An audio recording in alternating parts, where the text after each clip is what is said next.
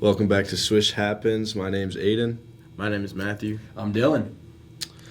All right, so let's talk about some recent performances. How about this? Tyrese Maxey, second player in NBA history to post 150 points and 30-plus assists in the first 4 games of a season. Electric. Maxey right now, he's 1 in points, and I think he's like top 5 or at least top 10 in assists right now too. So I actually went to Xfinity Center on Monday, and I saw Sixers Magic. Yeah. The VJ Maxey thing is like pretty wild. VJ I want to see in person, and he was awesome. I think his command of the mid range is really ahead of his age. Maxey, to be honest, before this year, I was a little bit lower on Maxey. To be honest, everyone said he was the future of the franchise. I didn't really get it. Hand up, I'm wrong. He is the future of the franchise. He can score from all 3 levels. He defends. He gets guys involved. The Sixers are such an interesting team. I know we were ranking stage, so we can get to it, but all I could think about after leaving that game was these guys got to get off Joel Embiid. This was my opinion on him. He didn't play. It was a back-to-back. He's on minutes restrictions, this and that. His trade value's tanked, but I got 2 mock trades for you, and right. I want to get your takes on it. So first one, I think that Golden State's in an interesting spot where obviously this thing with Kuminga this summer, the relationship isn't great. I know Kuminga's played well for them. I know they're playing well, but I feel like it's not going to last. What about someone like Kuminga, like Trace Jackson Davis, maybe a pick, for Embiid? Talk to me about that. So one. do you want me to give you do I like it for the Sixers? Would the Warriors take that? I don't know if the Warriors are giving up Kuminga. I know they have those bad relations and stuff, but I don't think they re-sign him to let him go. But at the same time, that is Joel Embiid, and they've always needed a center. They got Horford, but that would be scary for sure. And that is an ultimate hey, we want to win this year, which is obviously what they want to do. But for the Sixers, I would say I would hold off on trade talks until we see Paul George. That's fair. In the mix. McCain maybe, whenever he's back. So I would say just wait to see what it really looks like, but I wouldn't be opposed to trading Joel Embiid if I was a 76ers. Okay. What do we think? I'm not hating it, but I think this 76ers team, if they can get healthy, is super dangerous with Joel Embiid. He, as a big, adds something that's completely different, right? To that team. Mm-hmm. And I think, you lose that. That's a big loss regardless. You know what I mean? Yeah. I feel like they're going to have to get some kind of back, or a decent replacement enough that, they can still not, feel the effects of losing somebody that, versatile. Because, you're not going to really be able to run the same way you're running it if you have Andre Drummond as your starting center. You know what I mean? Yeah. But I think almost, Embiid almost keeps them captive a little bit, where when he was healthy, MVP, but then you're almost kind of waiting for the injury or hoping he does get injured, where even now, he's not playing on back-to-back, he's only playing 20 minutes a game. I just feel like especially with Edgecombe feels like he's way farther along than anybody thought. I know it's only 4 games in. I don't want to overreact too much. But my first thought was just let's really start a new chapter because I think they're ready. So this brings me to my second trade actually, because I think this one is allows the Sixers in the Eastern Conference this year to compete now still, fill some holes. So they call it the Bulls. And so the Kuminga one I kind of cooked up on my own. This Bulls one I saw online. This Bulls one was one that was interesting to me. So it's Vooch. It's Zach Collins, and it's Noah Sengay, the guy they just drafted, and then maybe some draft compensation in there for Embiid. So my thought process on that one was that you get a little bit of both. Vooch for the next couple of years will be able to space the floor. He's super reliable. He plays a ton of games. He rebounds. He's not Andre Drummond, And then Zach Collins, just a good rotation big. And then Sengay is just another, a young wing.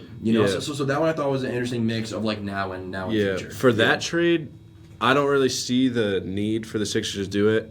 I guess you're really banking on Noah Sengay to be something.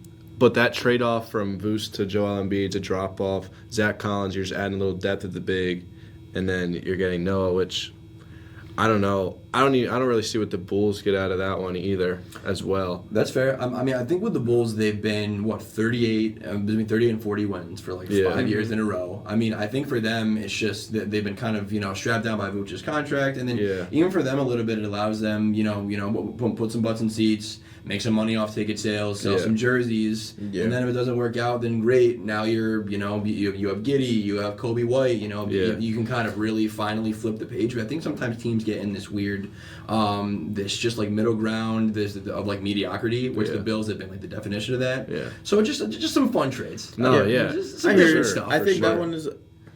I mean, I think if that was to actually happen, I think the 76ers would probably lean toward taking that. I think it's just like the Bulls would end up like the Bulls would just. I think I feel like that kind of trade is like if they really feel confident something's gonna happen, then they should go for it. But I really see just Philly like writing it out. I think with this like version of Joel Embiid, like when you're saying starting a new chapter, right? I think that this version of him could technically be a new chapter if you just all those expectations of him. I think right now with this team is kind of gone because that backcourt is like so much better. Mm-hmm. Like he actually has like a team around him that like they're not gonna look to him at every single time now. We're like, oh, we need Joel to pull up like the 3 to win the game or anything like that. Like they have that option now. Where like, yo, we can look at other pieces. We can look at other things. Like they're not relying on him to try and play injured. Like he's not playing this back to backs. Yeah, it's not looking like an issue for them. They're still. It's been great for them to be honest. And it's like, and then when he is playing, like he can play the games that like they need to win or stuff like that. And it keeps him healthy, keeps him like longevity wise. You can give him a little bit more time. I think it just right now it's a perfect recipe for them. I'm excited to see what they can do because I think this team is like looking really, really solid. And I also think Embiid holds a lot of weight in their locker room too. That's fair too. As a vocal guy, as a vet. So yeah, I definitely think they ride it out. But I would like to see a trade. Yeah. I don't know. We'll see. I think there's room there, but I think to your guys' point, I mean, it's Joel Embiid, and also like if I'm a general manager, like it's sickening to me probably getting off Embiid now because a couple years ago you could have gotten probably the biggest pullback of all time. And now you're trading for pennies on the dollar. So I get both sides. But I think just early on, since they've been so good, especially after seeing them in person, it was my first NBA game of the season that I was in person. Yeah. So especially when we get to rankings, I got a lot of Magic thoughts too. And some more Sixers stuff, but we'll save that. And then we talked about this guy last podcast, but here's another one. First player in NBA history to record 100-plus points, 15-plus blocks in the first 3 games of a season, Victor Wembanyama. It's official. It's official. I mean, we're only a little bit into the season, but he's shown no drop off, no anything. Like every night, the Spurs are a dangerous team, man. Yeah. They're like we were almost. I want to say we were talking like maybe next year, the year after. Like that's when they're really. It's right now. I think he's becoming more. I think. Almost better than what people kind of could have expected. Obviously he has like insane skill for his height, everything like that. But like, what he's doing is insane. Like to actually watch, it's like a video game. It's like it's not real. Yeah. I definitely think they have the team to be up there, to be contenders. I don't think they have the complete team to put my money and say, hey, they're a championship winning team. I think the De'Aaron Fox coming back in the mix, you can say, oh, we're bringing back De'Aaron Fox, all-star guard. Like, that sounds great. But then when you start to really, after watching the games, Castle is taking a step up this year from what he did last year's Rookie of the Year. And then Harper looks way more ready than I even expected. I mean, he's scoring the ball. I think he's averaging 4, 5, 6 assists. Mm-hmm. So I think adding De'Aaron Fox into the mix, I think... I always worry about timelines and young player growth and how does De'Aaron Fox coming in kind of stun Dylan Harper's growth. So I mean I don't know because I think that they just signed De'Aaron Fox to a deal this summer. So even if they wanted to talk trades, I think the deadline for that or when they can start talking about trades is January or February. Yeah. So I think that by that time I think it'll be interesting to see if they're ready to. Like we were talking about last week, maybe they do try to cash in and take that next step. But I think the thing with Wemby is that you have to kind of balance, do we want to do this now? Because, who knows what could happen in the next couple of years? Or do we wait? Because, he's 21 years old. So. Yeah, if I'm San Antonio, I'm taking the Thunder route. I'm going to let my guys develop. We're going to build. Because you could we've seen it happen before. You could throw away future assets for a team now and not win, and now what? 100%. Yeah, I mean, I think the Thunder did 2 years ago is they were like hot topics at the deadline. They didn't really do anything. Houston did this last year. Do they go for Giannis at the deadline? They didn't do anything. Yeah. They let their team rock. They saw what they had, and then they made a bigger offseason deal. And I think that it's really fun to talk about. I mentioned Giannis last week, and I've seen Lauri Markkanen being thrown out in trades, and that feels so fun. But also that's from a fan perspective. From the organization, I'm sure they're you're saying, maybe relax a little bit. And if you do wait, you just give yourself insurance, as a GM, as an organization, because you don't have the pressure of we just did all this, we better win. Got to produce. Yeah, yeah, for sure. Interesting to watch though. I think he's probably the number one MVP guy right now. Yeah, for sure. Clearly he might be MVP, Defensive Player of the Year, Most Improved. He might take it he's all. like a 2K player. Well, let's get Rookie of the Year too. Let's just do everything.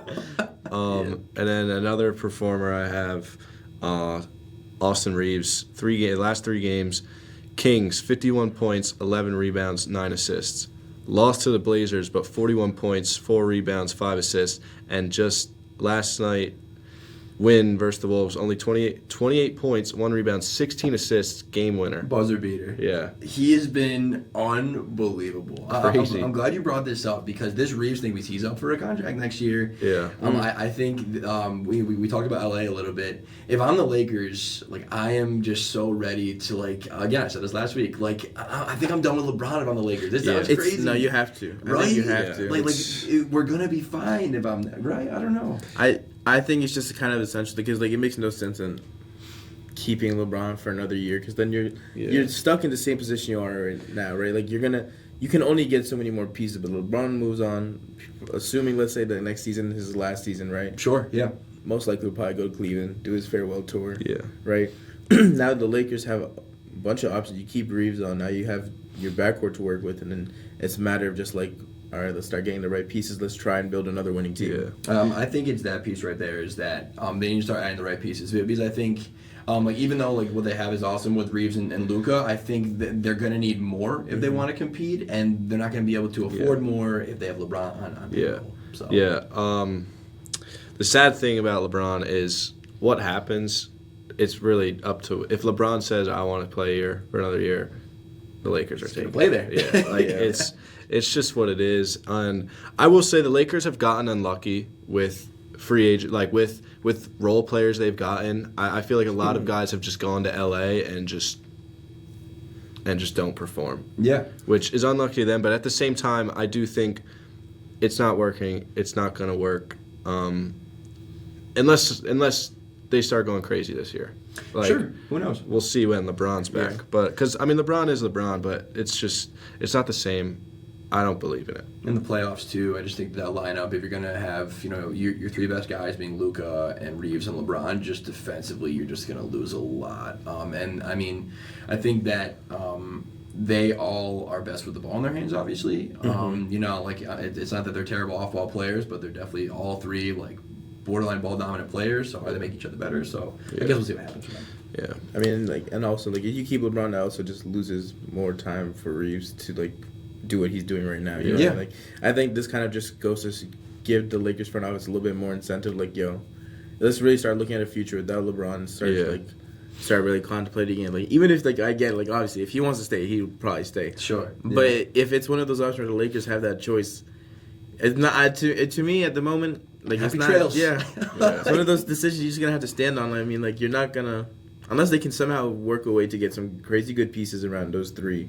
Yeah. Yeah. I think it's just time. Yeah. It's just the saddest thing of the NBA for fans is when you have to realize it's a business too. Yep. Yeah. 100%. And then I have 4 teams overperforming on 3 not overperforming, or is this real? Sixers 4-0, Bulls 4-0, Spurs 4-0. I mean, we talked about the Sixers and the Spurs, but the Bulls 4-0. That's. I wasn't. I mean, I was never looking at the Bulls. Honestly, genuinely, the Bulls are one of those teams where I'm they'll probably be they're they we said they've been in that area. Go ahead. Sorry. No. I'm just I was literally just gonna say like it's just one of those things like, hey, good for the Bulls. Like that's great for Chicago, but I mean, as long as it lasts, keep going, I guess. But I just don't see it going on for too much longer. Like I will say when they picked up Giddey last year, like that last half of the year, end of the year, they started just winning games. Like they were battling and they would pull games out. So they look pretty good. They look promising. I'm interested in the Bulls moving forward because, Giddey, I think a big thing with him in OKC was the shooting wasn't great. He's shooting, after the All-Star break, including this year too, he's over 40% from three.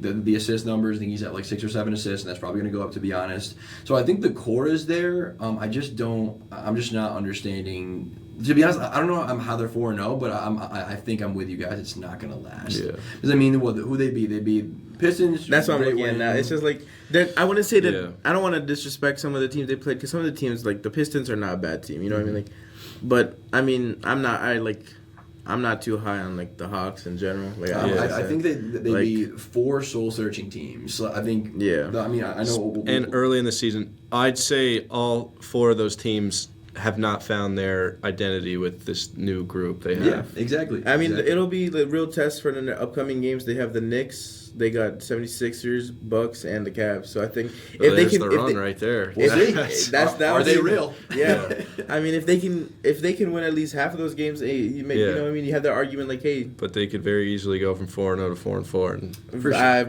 would say likely. Yeah. I would say likely. And now, long season. This is what we have. The Magic at 1-4. We're going to get into predictions. I was very, very high on the Magic this year. Is this just beginning of the season fluster, or should they worry? I have a lot of Magic stuff. So So I think that there's a real issue here with the Magic. I think there's a real issue. So last year, offensive efficiency was a real problem. Shooting was a real problem. And they bring in Desmond Bane, and I feel like, I don't know if this was their plan, but it's like, oh, Desmond Bane's just going to figure it all out. But then again, like, after watching them in person, there's got to be some coaching in there too that has to change, because it is all iso ball. They are like second to last in the league in assists per game. Their leading assist man is Jalen Suggs, who's averaging 4.3 assists and 3.0 turnovers. Like, your lead ball handler can't be averaging. They can't have a 1.3 assist to turnover ratio.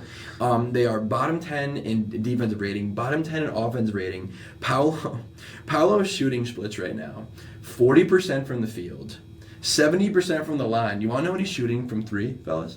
15%. Jeez. And they're playing all iso ball. And I think the sickest joke of it all is that the whole thing was, Franz has got to shoot better. Franz is shooting 40% from three. Yeah. He's figuring it out. But the offense is stagnant, that they're not able to defend. I know the Sixers have been playing well, but like, they looked outmatched the entire game. Yeah. And the Sixers didn't have 2 guys playing, like we said. I think the Magic thing, I mean, I think Paolo figures it out, and that kind of makes the whole thing go, but I think it's troubling that they mortgage so much of their future and all these picks for a guy like Desmond Bane to like not really utilize him, or like they're not really, like, even he is just doing a lot of ISO and like off the dribble shooting, and like that's not really like his game. So I don't know. I think that it's a coaching thing and a star player performance thing. Yeah. I think like you kind of hit it right there. I think the issue with the Magic is that they're very reliant on how Paolo's going to be doing. Yeah. Like, you know what I mean? Like, as much as like you have your franchise guy, to me it almost feels like what they had captured at the end of last season. Like, they were like, I mean, they had surprised a couple. I feel like surprising, like they had that run, right? Yeah. And you're like, hey, well, if Paolo was healthy, right? I think they almost wanted to run it back with it, add one more piece, but I don't know. I just think first for Desmond Bane. Did they buy in too early? I think it would. Yeah, I think that's what I think that could have been exactly what it was for that front office. Like, they got too excited. Yeah. Almost. Yeah.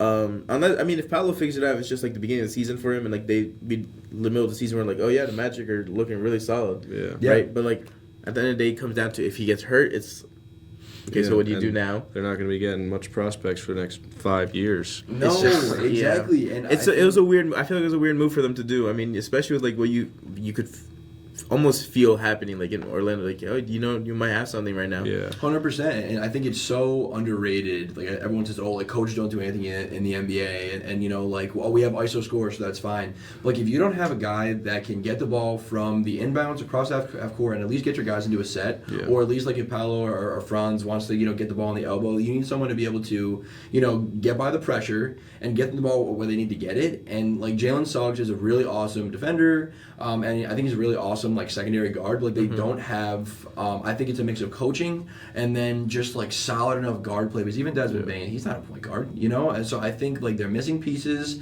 and I really do think that there's a coaching thing there on the offensive end. So I'd be nervous. Yeah, I'll be the angel on the shoulder. I believe in this Magic team. I think they need to figure it out. Once they do, that's a team that could beat anybody in the East, I think. I agree. In the playoffs. Yeah, I'm with you. Yeah. But now I just wanted to go through what the craziness that's been going on in the NBA. We'll start with the Kawhi stuff. That this came out a little bit earlier. But so here's the timeline of how everything happened. So obviously Kawhi signs with the Clippers 2019. 2021 he re-signs a 4-year, $176 million max contract extension with the Clippers. Then September 2021, Steve Ballmer invests about $50 million into Aspiration, which is a company. And then in 2021, the Clippers announced a partnership with Aspiration worth about $300 million. And then in April of 2022, Kawhi Leonard's LLC, KL2 Aspire, agreed to a 4-year, $28 million endorsement deal with Aspiration with an alleged $20 million in stocks for Kawhi. After that, it's still in April 2022, the Clippers made large purchases of carbon credits via Aspiration. And then December 2022, this just like, you can't really explain this. Reports say Clippers minority owner Dennis J. Wong wired $1.99 million into Aspiration. Then a couple days later, Aspiration made a $1.75 million payment to Kawhi Leonard's KL2 LLC. And then in March 2025, Aspiration files for bankruptcy.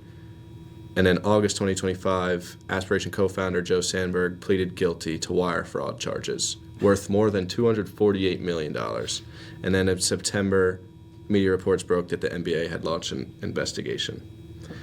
So, did the Clippers clearly evade the salary cap here? I mean, I would say yes. And I think it kind of opens up a larger conversation of like salary cap integrity. Because it was interesting. One of the first people to come out in defense of the Clippers was Mark Cuban. After doing a little bit of research, I was like, oh, that's interesting. Like Mark Cuban, I feel like would have been kind of the guy on the other side. Apparently, this happened in the late 2000s with Dirk, something similar that wasn't as public as this. But Dirk decided to go back to Dallas over Miami and a couple other teams for like less money and kind of under the guise of just loyalty. But I guess there were some rumors of that. So for me, it kind of opens up this. I mean, first of all, yes, I think the Clippers made this salary cap. But then for me, now I'm getting pessimistic. Like a guy like Jalen Brunson, everyone lauded him for being awesome and selfless for taking $80 million or $100 million less dollars a couple of years ago. I mean, did he really take that less money? Like, is he just someone on the side? So this thing has happened before. I forget the name of the guy, but back in the early 2000s, this guy on the Timberwolves, what they did, they wrote it down in writing. Oh, Joe Smith, I think. Joe Smith. They wrote it down in writing. If he took 3 years of small deals, I think it was around like $2 million, something like that, then he would, after those 3 years, he would get a bird extension of a high contract. Well, the NBA found out before that happened. So this is something that's been They lost 5 first-round picks because of that, by the way. Yeah. 5 first-round picks. Yeah, so that's what I wanted to lead into after this. But so this clearly can easily happen, and who knows how many times this has happened before, if it has. 100%. But now that it comes out in a big investigation like this, what does this mean for the league, and what should be their punishment if they are truly guilty? I mean, I think the first round pick thing is interesting. I mean, I was talking about this in a class actually, and someone brought up, like they should fine the Clippers. Like Steve Ballmer is one of the most richest people on the planet. Like even if they fine that dude like $5 million, it's just not really gonna matter. Yeah. So I don't really know. What I think it is. I think you can't. I don't think the punishment goes into like your money. I think that doesn't really affect. Those guys, you know what I mean? It's just not going to affect them. Well, because they're going around the salary cap anyways. Yeah, so if you're going to hit the salary cap, who cares? You want to hit them where it hurts, and I think that comes down to, I guess, draft picks or capital. Yes. You know what I mean? Like you're gonna. It's unfortunate, like determining like how much this is really warranted. Like how much do you lose? Yeah. But that's the only way to really make a stance to make other teams like, yo, this is too much to risk. Like we can't like let's use OKC for example. You guys have all these first round picks. If knowing that they're gonna take, let's say like half of those away, if that happens, you're not gonna even take that chance to get caught. You know what I mean? Yeah. So I think that's what it comes down to, because there's gonna be the money. Listen, the money thing will never be a way to hurt those players. I mean, obviously, everybody wants their money. You want, right? Yeah. But like, I think the real way to make that statement is just the picks. I think that's the best way to do it. Or maybe they take the team away. I mean, maybe they abscond. Or not abscond. That's the wrong word. They take the team away from Ballmer. Yeah. They clean house. They have the organization run the NBA run the organization for a little while, then find new owners. I mean, I don't know. That is the thing. Like talking about the money and all that. I mean, they just built that new stadium with the wall, which was beautiful too. Yeah, it's so cool. which was how much money they're hosting the All-Star game in 2026. Yeah. Adam Silver said, even though they're investigating, they're still going to have it there. So, what's really going on here? I agree. They have to take away the most valuable thing to a team, and that's success or potential success. Sure. So I do think the only way to do that is draft picks. I think the craziest thing is there was some alleged reports that's why Kawhi was sitting so many games because he didn't get paid. Check blah, cash blah, and then he blah. played the rest of the game. Stuff like that, which that would be, I mean, that'd be horrific if that's the truth right there. So. And now going back into money on games and stuff. Talking about this gambling thing that just came out. This is crazy. I think it's only going to get worse. I think, you know what I mean? Like, especially for how connected these people who are involved are. Yeah. So I think it's a matter of time till an actual big name player gets caught up in this, and then it becomes like a real. We have a head coach linked to a mafia-backed poker cheating scheme. Listen to this. There's So here's the whole poker thing. So it was high-stakes underground poker games were rigged using cheating tech. Hacked shufflers, hidden cameras, marked cards. X-rays through the table I saw. Yeah. Wild Insane stuff. Their goal was to lure wealthy gamblers into losing money. Estimated losses of $7 million plus. It's probably higher than that. And they use NBA players, big names, to attract all these high rollers, these big people. So Chauncey Billups, head coach of the Spurs, Damon Jones linked 31 other total indictments. Tell me you guys saw the names of the people. So the names I looked at some. Yeah. Albanian Bruce, Spanish G, Tootsie. There was some names out of mob movies. Yeah. I would never want to see these people. Yeah, it says major crime family members. That's what they are. They were insane. Games held in New York City, Vegas, Miami, Hamptons. Yeah, so that investigation's still going. We're going to figure that out. I mean, this summer, Gilbert Arenas was arrested for the same thing. He would have, bottle girls, all this it would be a whole event, which is crazy. I just think that's insane. Well, there was an interesting bridge with the Chauncey thing, too, is that, on top of that, I think there was also some stuff, too, where a couple years ago, I think it was one of the Dane years where he got hurt, and he kind of tipped off some people that before they were going to shut everyone down, before that went to the official injury report, he kind of tipped people off to that too. So now Chauncey is not only doing this absolutely bonkers like out of a movie gambling thing, he's doing some NBA stuff too. He's involved in this prop betting stuff that's going on right now, which some names that we know. Terry Rozier was the last one we know of. Damon Jones was also giving away inside injury stuff. I heard stuff about there was people that were informed about LeBron James, Anthony Davis injuries and stuff.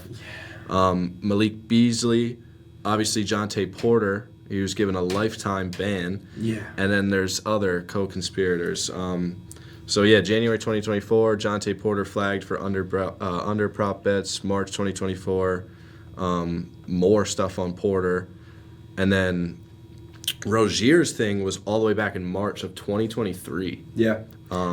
I've seen clips of that. No wonder. Yeah. And then, Malik Beasley, he was looked at last year. It's crazy. I just think it's crazy that, like, I'm not one for, like, yo, you gotta get kicked out of the league or anything like that, right? But this is, like, what? Rozier's been getting caught up in this stuff, like, a couple times now. Yeah. It's, like, second, at least, like, real... At least the second time. So I think what happens is that the NBA looked into it at first. Yeah.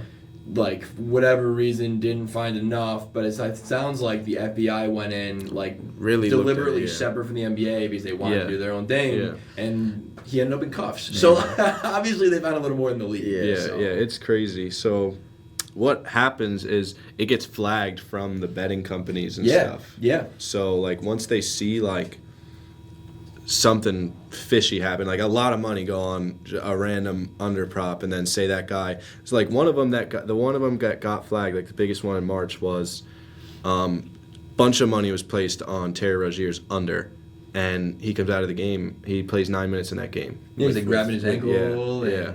So it gets flagged by the betting company, and then the FBI started looking into it. Now the NBA. So Terry Rozier's on leave right now, unpaid. And now the Players Association is coming at the NBA because they have some agreement where he still has to be paid until like there's an actual verdict, which is crazy. I think that's kind of where the NBA, like back last year, whatever, when they were looking into it the first time, like there's speculation that's why they backed off it because the Players Association was like, all right, if you haven't found anything, then like you just got to drop it, or we're gonna like go to court with this. Yeah. So now I think the NBA PA, it's interesting. I think because I think they're always gonna try to back their guy. Like, you have to. Like, you just have to. That's, like, the whole point of it. Yeah, I mean, it's like when you're a lawyer, I mean, like, you have a client, you try to win the case, no matter, it doesn't really matter what you think. It's like you're going to go to bat for your guy. So, but I think in overall, like, there's a lot of, like, implications, a lot of thoughts about this, because I feel like the first thing is, I think there's obviously an issue with gambling. I don't think it's the bigger players that are involved in it. I think it's the lower players, but I think there's a question about should there be prop bets at all. I mean, I don't think I would go that far, but I think that like why were people able to bet Jonte Porter's over at all? This is what one of the biggest thing they're looking at is they're thinking about changing rules where you cannot bet player props on 10-day contracts, any like small contracts like that. So, which obviously because that's say I just get a 10-day contract worth however much. Yeah. For the Lakers, I'm like, yo, we could double this bet my under. Yeah, like 100%. Like, there's no reason. And this even goes. I was talking with some buddies for football too. Like, why are we able to bet like the third string tight end to have over under one catch? Like, it just doesn't. It doesn't make sense. And like, it's almost so on the fringes and on the margins that it's stupid that people are throwing this much money on it because it feels like so obvious. Yeah. But B, I mean, like, why are we even able to do that in the first place? So, I mean, I don't know. I think that like there has to be a discussion about that in the league. Yeah, for sure. But now let's move into the big topic. Let's see. We got Eastern Conference predictions. Oh, real quick. One more quick question about what we're just talking about. Right. Just one quick thing.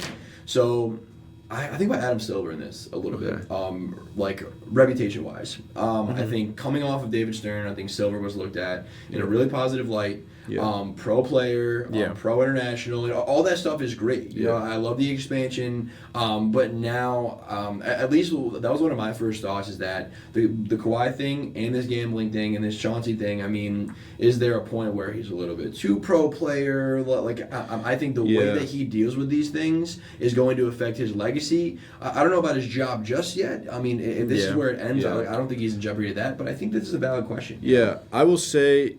Definitely, we have to see how he handles this, but I would say that Adam Silver is the best commissioner. Yeah. I think the NBA has the best league, like ran league with the Players Association and stuff. But yeah, definitely for sure, being so pro player and just everything available to the players now. Mm-hmm. Yeah. It's definitely, they got to really figure it out and put their foot down. Like with this Kawhi thing, especially that's such a big name and that's a whole organization and like it's an owner, you're going to have to really buckle down. You can't give in because it's Kawhi Leonard. You can't give in because it's a whole team. But at the same time, he's got to make money. He's got to run the league. So, yeah, he's in a really tough position, but he definitely has to handle this. It's time for some statements to be made. You know what I mean? Just like to let's try and cut it out, just avoid it from becoming way worse than it can become. Yeah, because a lot of the Silver City came out and goes, oh, like, I'm shocked about this. And, like, whatever, fine. But now, what's going to be done about it? Because, like, obviously there's an issue here. This has been, 3 players and a head coach? Like it's time to give less emotion and more, like, let's figure it out. You've got to keep the integrity of the NBA. You can't, if stuff like this keeps coming out, you can't have people saying, oh, this league's a joke now. 100%. So he definitely has to really figure it out and focus on the integrity of the league. Yeah. I mean, it's very different issues, but it makes me think about, I was very young, but like baseball in the steroid era, like people really, questioned the integrity of the game for a long time, and then it's a little bit because baseball's boring, in my opinion. But I mean, baseball took a really big hit, and I think the NBA already before all this stuff, people have already had a little bit of problems with the regular season. Too many games, load management, which those are a little more. Those aren't about as much like no one's cheating in those situations. But I think that just the overall point is that the NBA is now in a really weird spot where even though I think there's a lot of growth there are some of these things that if people are now not enjoying the regular season because of the product and now that there's a problem with integrity, it's a really scary spot for the league. I definitely do see something where unlike how it was when Adam Silver took over, because he's done such a great job with the expansion, the growth, and just connecting with everything and all the entertainment and stuff. But now it's really starting to where he has to reflect on the league, the game, the players themselves. Yeah, 100%. Which is probably going to be tough for him because that's not what he had to deal with when he took it over. Absolutely. But, Well, all right. Interesting topic. But definitely interesting. Sorry about a lot of stuff for it, but yeah. Well, who do you guys have winning the East? Eastern Conference. Oh, okay. Do we want to get into it? I think yeah. So you guys have winning it? So I have the Knicks personally. Okay. So should we do like we did last week? Should I rip through my 15? Rip through. Okay, everyone rip through, and then we'll talk about it after. Okay.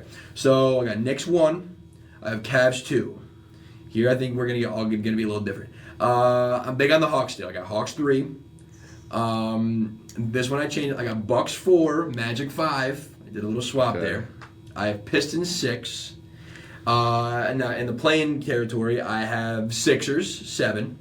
I have Raptors 8. 9. I got the boys out in Washington. I got the Wizards in the play-in. I'm in on them. Bulls 10. And then outside of the play-in, I have Heat, Hornets, Celtics, Pacers, and Nets. So. Okay. Those are mine. Who's next? You might as well go because I'm telling you right now, I don't think anybody's agreeing with my list. No. I promise you nobody's going to agree with I'm way my off. List.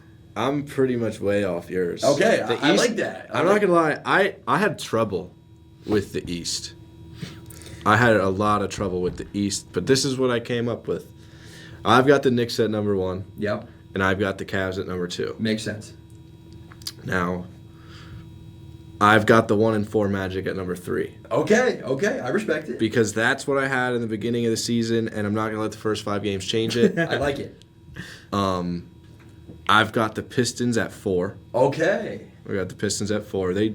Last year they looked really good. I know it's a new year, but I think they'll lock in.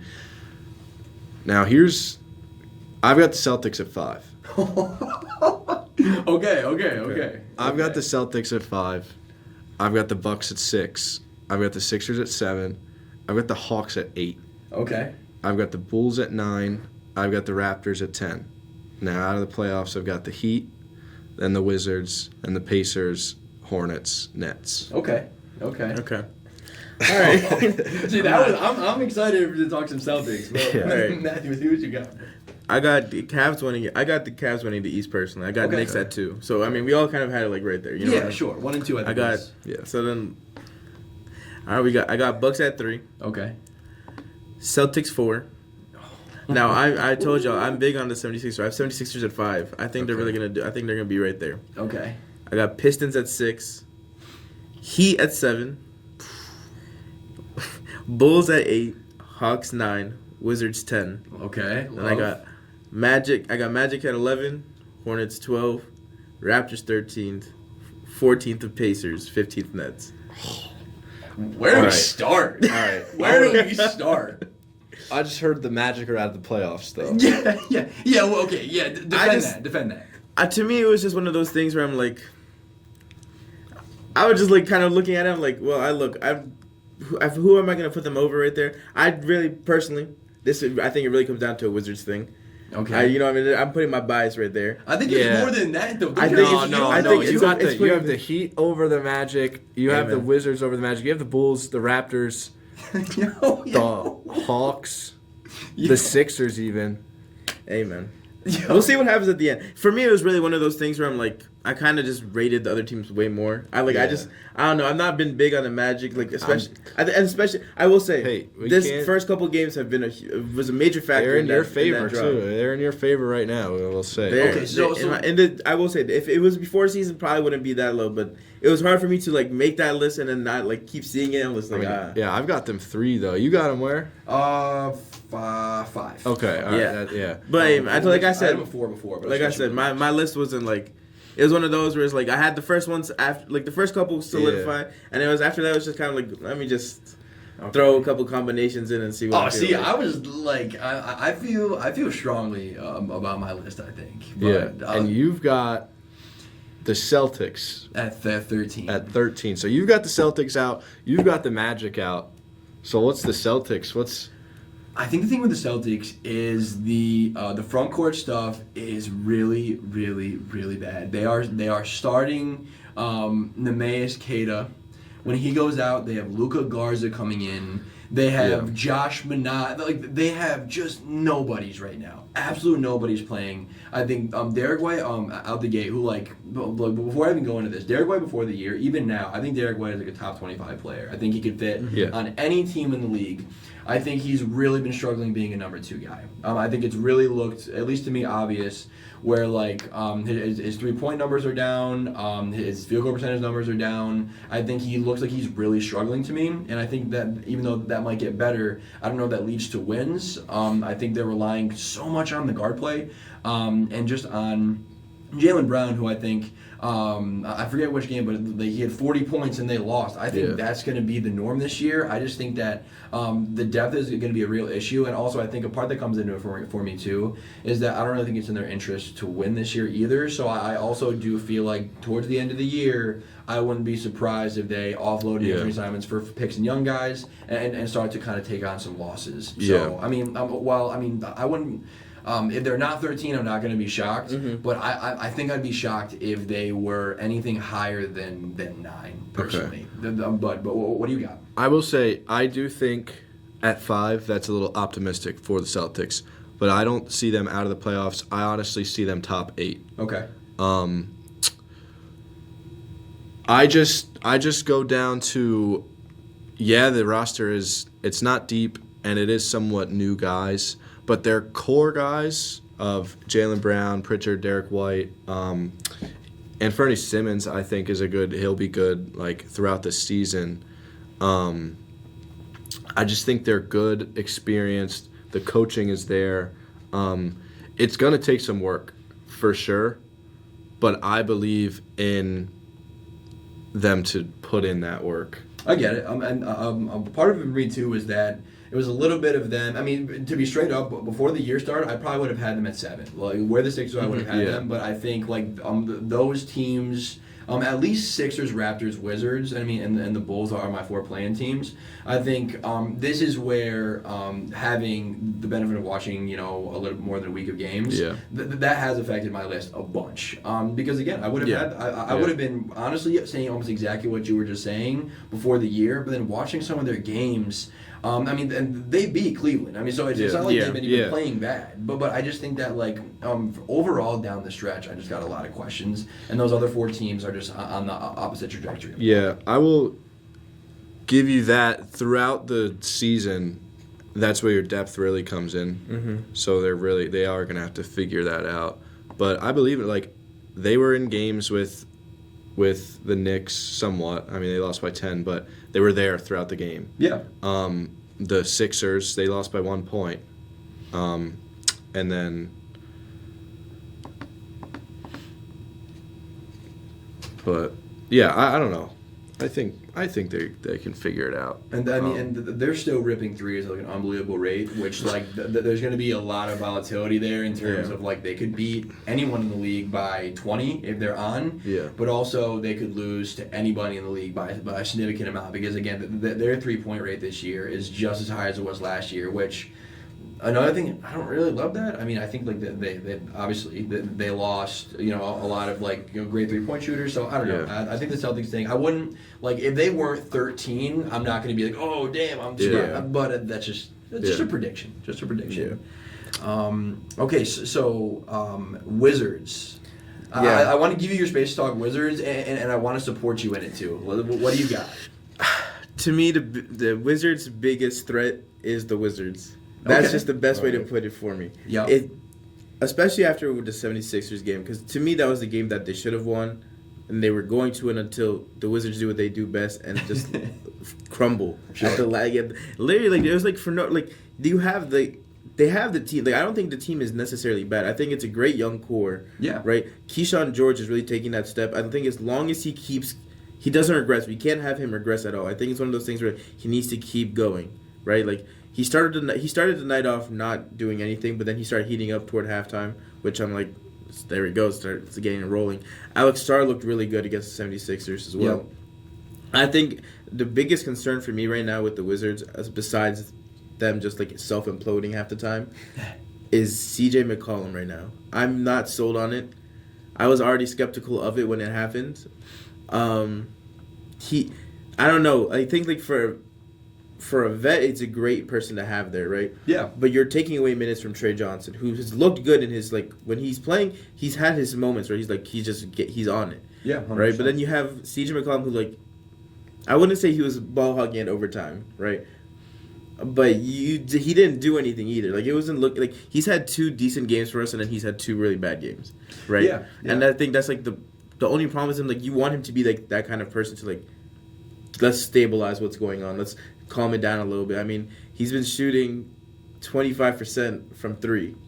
Yep. And like that's a concern because like okay, like not some of the other guys are not gonna be taking those shots. Like you're supposed to be the one. Like hey, let's rely on you. Let's look at you, and we need to calm down. Like the overtime was the biggest self-implode I've seen in a while with them. And it was just one of those things. Like it's if they can get themselves together, and some of the guys take some more steps. Like I'm excited to see Bilal Coulibaly come back today. Yeah, I think he's really going to add a lot to that team.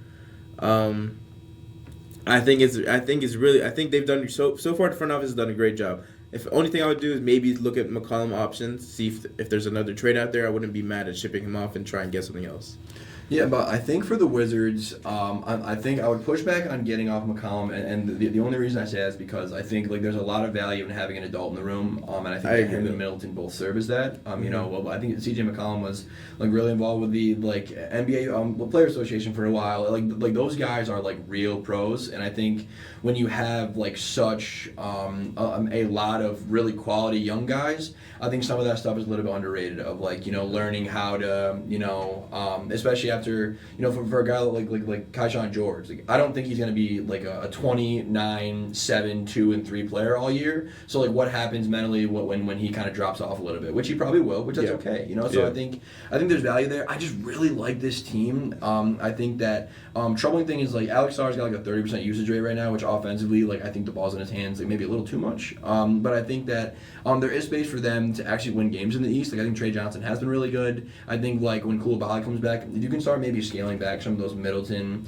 and CJ McCollum minutes and give a little bit more to Bub Carrington, and has seen a minutes drop this year a little bit, which I don't love. I like Bub a lot. I like Koulibaly a lot. So I think down the stretch, they can start really giving the keys over to these young guys. I think that if they can even just sniff the play-in, if they can make the play-in and win or loss, I think that experience right there this year would be a massive success. I think that should be the floor for them. I think it's not a year they're like you need to make it, but I think it would give them a lot of faith, a lot of people in DC too faith. Yeah. If we can make some kind of progress, because it's been nobody cares about the Wizards. I mean, Jordan Poole said it in his interview. Well, he was like, Capital One is dead, but like I will say DC fans I think are very underrated in general. I think you give us something to root for, and it's there. We saw it with the Commanders in football. Yeah. Right. Like. You just need to show something to give people a reason to come and watch. Dude, I was down there in 2019 when the Nats won the World Series, and that was like some of the most unbelievable fandom I've seen. Yeah. I mean, like the whole city rallied around.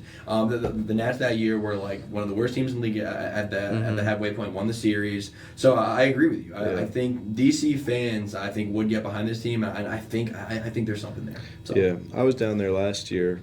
I went to Wizards Thunder game.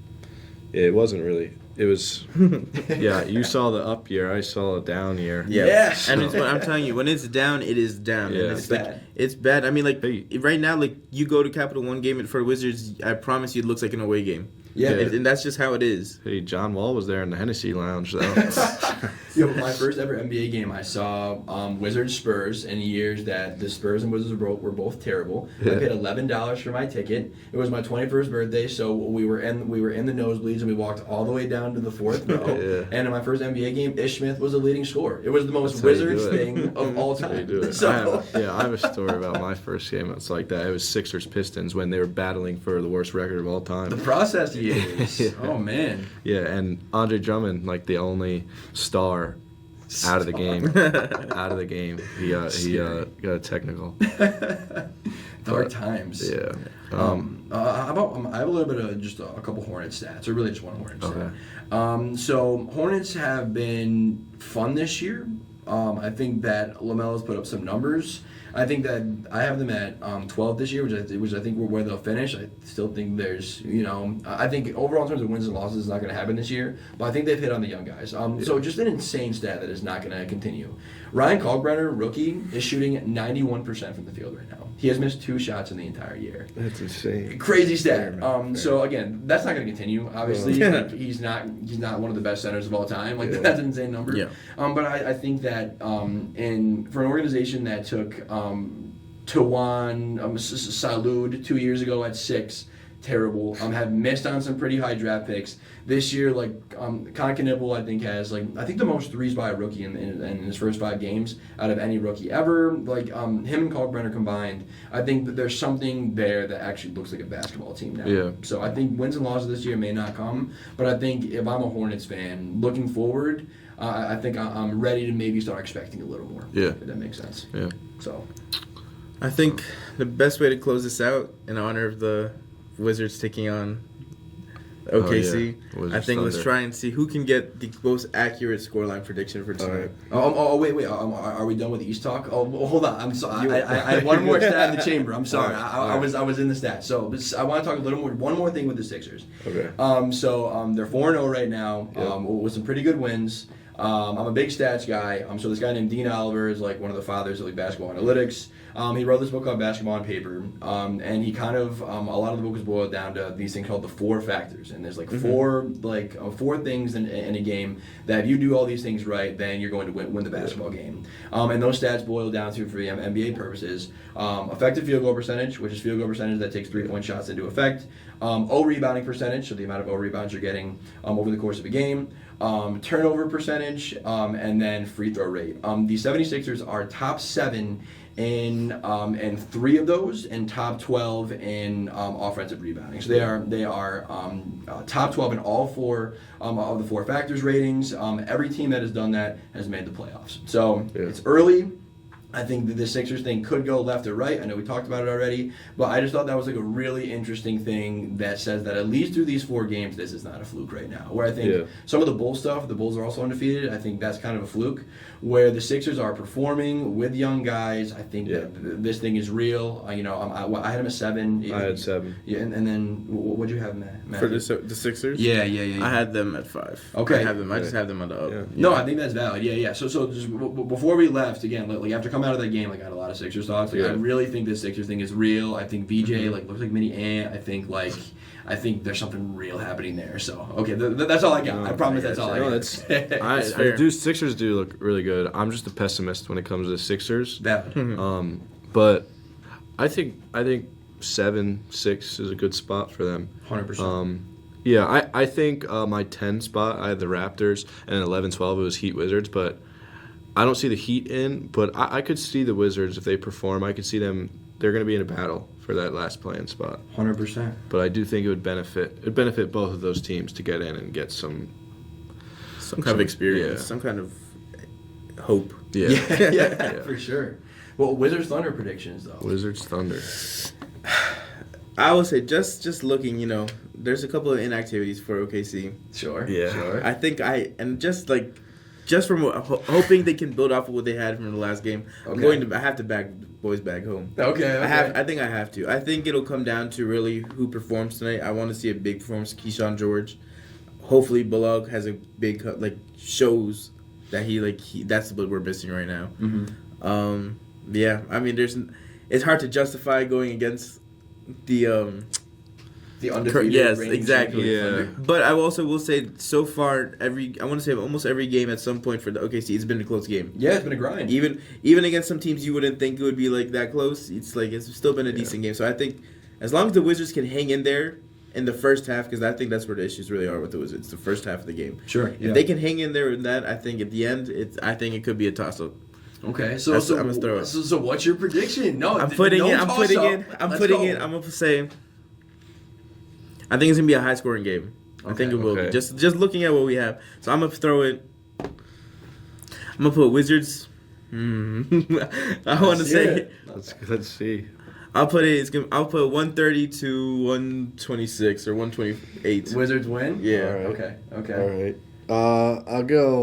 I'll give you. I don't need to explain it. Thunder. I'll give you Thunder. I'm gonna go 126. No, actually, I'm gonna go lower. Thunder have had a lot of low scoring. I try to tell people this. The Rockets game, I said, hey, if you're betting, bet the under. Both of these teams were defensive teams last year. 100%. Little did I know I was gonna go to double overtime. But the under would have hit after the first overtime too. The second overtime did it.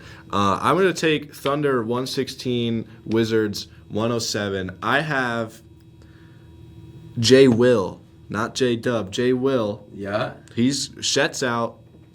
J. Dub's out. We have Hartenstein, but I think J. Will's going to come in. He's going to give us 15, 6 and 4. I have Aaron Wiggins. He's going to give us 20 plus. Okay. And that's a good prediction, solid prediction. I think SGA barely hits 30. Okay. I like that. I think I'm in the same vein as you. I think it's going to go low scoring. I think the Thunder are just got to be gassed. I mean, the injury thing is real. I think the Wizards are going to play them tough. I think we're all kind of in the same mindset as that. I'm going to go Thunder 105, Wizards 99. I bet the Thunder keep them under 100. I bet you Hardenstein has a 15-15 game. I bet you SGA has 33, and the Thunder sneak out with another grind of a win. Yeah, so. I like that 105-99. Thunder, they are a defensive team, whether people think it or not. Yeah, I think they have the best defensive rating in the league right now. Yeah, last year they did. Last year they had a top 3 offensive and defensive rating. It was crazy. Absurd. But yeah, we'll see. We'll see. Amen. And so now we have Western Conference and Eastern Conference predictions out. So now we can, I think next pod we should do award predictions. Give your top 3 in each one and your winner. I like that. Like champion. Yeah. Shoot. Winner of the awards. Okay, yeah. No. We'll definitely do playoffs once it gets a little more. I like maybe. that. But yeah, I think we'll give a little insight. We should do like awards. Yeah. And then we can start getting into like top 20 players, Okay. And then just get into just random topics we want to talk about, anything that comes up. Just fun stuff. Yeah. Because after this, we don't really have a schedule. We don't really have a prompt. Yeah, absolutely. Well, we'll just kind of let the season kind of take us and have some fun with it and kind of go from there. It would be exciting. Yeah, and I kind of like that we had, a little bit unorthodox and had both the prediction segments a little bit after the season started. Yeah. Because I think it's kind of interesting trying to balance your preseason stuff and then having a couple games under your belt to maybe overreact a little bit too. For sure. You want to end it how we did? Who wants to go first? In honor of Halloween, because I'm sure we're going to see a bunch of them, I'm going to put Jeff Teague out there. Jeff Teague. Underrated. I think overrated podcasts are underrated Hooper hot take. Is what I'll say. But Jeff Teague jersey, no draws. Yeah, exactly. Exactly. This is the one I was thinking. Nick Stauskas. What a shout. Dude, someone was wearing a Nick Stauskas jersey in front of me at the Sixers game. No I walked by him, I'm like, that's a crazy jersey. Like, I swear on my life, that's grateful. Okay, so for mine, for all the younglings listening to this pod, go look up Stromile Swift's highlight video. Stromile Swift was an early 2000s absolute dog. I remember being like 5, 6, 7 years old, being like, that's probably the greatest player of all time. He's not, but that's my underrated Hooper for the day. That's good. All right. We'll catch you on the next episode. Thank you guys for watching. Swish Happens. Yep.